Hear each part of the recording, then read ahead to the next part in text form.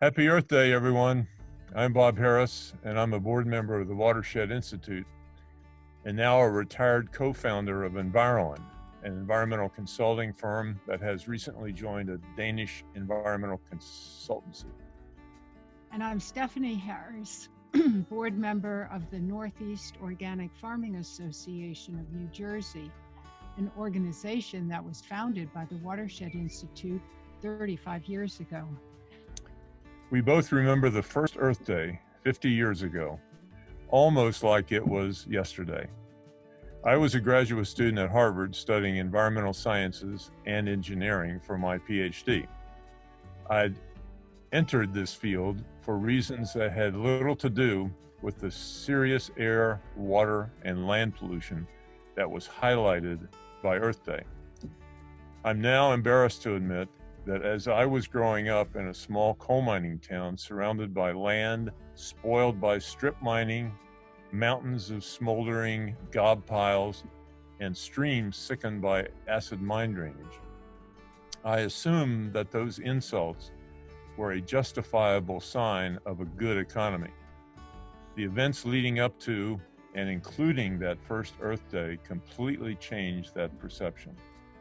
By Earth Day 1970, I had just graduated from Harvard and was planting my first garden, having grown up in Manhattan, far removed from the soil. We were living in Concord, the home of Thoreau and Emerson. This was a perfect environment to receive the message of Earth Day.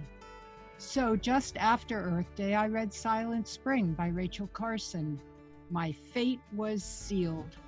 I joined Bob by completely changing my career, from teaching art in schools to working on environmental problems in agriculture. I spent Earth Day in 1970 in teach-ins, lectures, and discussion groups at Harvard and MIT the entire day. I learned in so many ways how our lives were impacting the environment, but more importantly, how essential it was for both state and federal government to regulate the ways in which our industrialized society was endangering Mother Nature, as well as ourselves.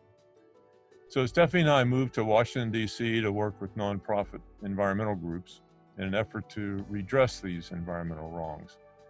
What a decade the 1970s was for the environment, with so much of our foundational environmental legislation passing with bipartisan support. So I celebrate Earth Day for helping Steffi and me channel our professional careers into environmental work and our personal lives into better stewardship of Mother Nature. What Earth Day has taught us is that by making conscious decisions in our individual and collective lives about energy conservation, housing, transportation, management of water resources, and food production, together we can create a healthier and more resilient environment. Thank you. Thank you.